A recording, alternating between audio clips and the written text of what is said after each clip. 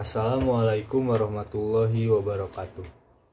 Kami dari kelompok 3 akan memaparkan tentang jurnal yang telah kami analisis, yang berjudul Analisis Kandungan Lemak pada Abon yang dibuat dari jantung pisang atau Musa paradis dan ikan sidat atau Anguilla marmorata. Tujuan dari penelitian ini yaitu yang pertama, untuk mengetahui proses analisis lemak menggunakan metode Solet dan menentukan kadar lemak pada abon dari campuran jantung pisang dengan ikan sidat.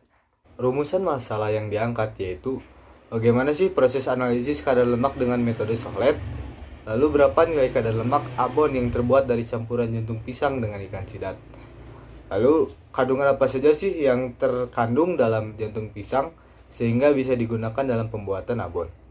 Yang terakhir, pengaruh ikan sidat terhadap lemak, apakah menambah nilai kadar lemaknya atau tidak. Selanjutnya ada hipotesis atau dugaan, yaitu jantung pisang dan ikan sidat diduga dapat dijadikan bahan dasar pembuatan abon yang layak dikonsumsi. Latar belakang yang digunakan yaitu untuk jantung pisang. Jantung pisang itu memiliki banyak kandungan seperti protein, karbohidrat, mineral, fosfor, kalsium, vitamin B1, vitamin C, dan serat yang tinggi. Menurut Christine, kandungan serat yang tinggi cocok dijadikan dalam pembuatan abon. Untuk ikan sidat, dapat meningkatkan cita rasa dan nilai gizi pada abon. Produk abon jantung pisang akan meningkat nilai gizinya apabila dicampurkan dengan bahan hewani, karena jantung pisang mengandung tinggi serat namun rendah lemak.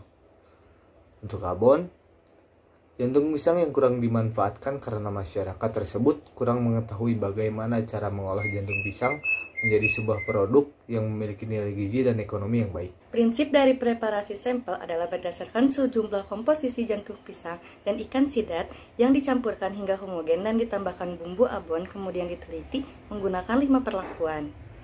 Tahap pertama pada jantung pisang adalah seludang pada jantung pisang yang berwarna keunguan dibuang terlebih dahulu karena seludang tersebut bertekstur kasar. Bagian jantung pisang yang berwarna putih kemerahan diiris tipis dan direndam selama 10 menit dalam larutan garam dan cuka yang bertujuan untuk mencegah bagian jantung pisang tersebut berwarna hitam dan bebas dari getah.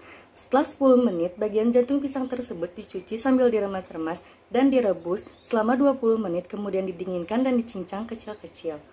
Tahap pertama pada ikan sidat adalah isian perut pada ikan sidat dikeluarkan terlebih dahulu lalu dicuci dengan air bersih. Setelah itu dipotong menjadi beberapa bagian dan direndam selama 15 menit dengan larutan garam dan jeruk nipis, bertujuan untuk menghilangkan bau amis. Setelah direndam selama 15 menit, ikan sidat dibersihkan dahulu dan dimasukkan ke panci pengukus. Kemudian dikukus selama 15 menit lalu didinginkan. Setelah dingin, ikan sidat disuir menjadi ukuran kecil. Sebelum melanjutkan membuat abon, terlebih dahulu membuat bumbu untuk abonnya dengan cara menghaluskan 12 gram gula, 10 gram garam, 5 gram bawang merah, 5 gram bawang putih, 5 gram lengkuas, 5 gram cabai, 5 gram daun serai, dan 3 gram daun lemon. Jantung pisang dan serat ikan sidat dicampurkan hingga homogen sesuai dengan komposisi tertentu. Komposisi yang digunakan adalah P0 100% jantung pisang dengan 0% ikan sidat, P1 75% jantung pisang dengan 25% ikan sidat, P2 50% jantung pisang dengan 50% ikan sidat, P3 25% jantung pisang dengan 75 ikan sidat, P0 0% jantung pisang dengan 100% ikan sidat. Masing-masing dicampurkan dengan ditambahkan bumbu yang sebelumnya diolah. Dan setelah itu direbus hingga masak dan airnya menyusut. Kemudian ditambahkan santan yang telah diencerkan dengan air dengan perbandingan 50 ml santan dan 50 ml air dan direbus hingga santan tersebut menyerap. Setelah itu ditiriskan dan dimasukkan ke dalam baskom dan didiamkan hingga kering. Selanjutnya ada prinsip penelitian. Yang pertama, berdasarkan labu lemak yang dikeringkan, didinginkan, dan ditimbang. Lalu sampel ditimbang, diberi reaksi dan diekstraksi hingga lemak terpisah. Kemudian dikeringkan, didinginkan, ditimbang, sehingga dapat dihitung kadar lemaknya. Yang kedua, ada prinsip kerja alat Solet, yaitu berdasarkan sampel yang diekstraksi dengan pelarut nonpolar, kemudian berat lemak yang diperoleh dengan memisahkan sampel dengan pelarutnya, kemudian ditimbang dan dihitung kadarnya. Prosedur analisis kadar lemak. Keringkan labu lemak di dalam oven kurang lebih 1 jam dengan suhu 105 derajat Celcius. Dinginkan selama 30 menit dalam desikator, kemudian timbang. Selanjutnya timbang 5 gram abon dalam selongsong, kemudian masukkan ke dalam soklet. Tambahkan 250 ml larutan heksan, ekstraksi selama 6 jam. Larutan heksan berfungsi sebagai larutan nonpolar yang akan melarutkan lemak. Ambil labu lemak berisi selongsong, lalu oven selama kurang lebih 1 jam dengan suhu 105 derajat Celcius. Dinginkan labu lemak di desikator kurang lebih 30 menit, kemudian hitung kadar lemak dengan rumus persen lemak sama dengan W3 dikurangi W2 dibagi W1 dikali 100%. Dengan W1 yaitu bobot cuplikan dalam heksana, W2 yaitu bobot lemak sesudah diekstraksi dalam heksana, dan W3 adalah labu lemak sebelum diekstraksi dalam heksana. Kemudian hasil. Untuk perlakuan P0 dengan komposisi 100% jantung pisang dan 0% ikan sidat pada perlakuan pertama didapatkan kadar lemak sebesar 15,81%. Perlakuan kedua didapatkan 15,54% dan perlakuan 3 didapatkan 15,59%.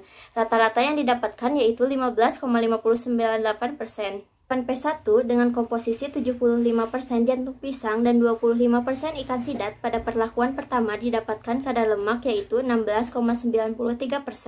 Perlakuan kedua didapatkan 17,88% dan perlakuan 3 didapatkan 17,91%. Rata-rata yang didapatkan yaitu 17,57%. Perlakuan P3 dengan komposisi 25% jantung pisang dan 75% ikan sidat pada perlakuan pertama didapatkan kadar lemak yaitu 26,26%. Perlakuan kedua didapatkan 26,31% dan perlakuan 3 didapatkan 26,69%. Rata-rata yang didapatkan yaitu 26,42%. Dan untuk perlakuan P4 dengan komposisi 0% jantung pisang dan 75 ikan sidat pada perlakuan pertama didapatkan kadar lemak yaitu 26,83%.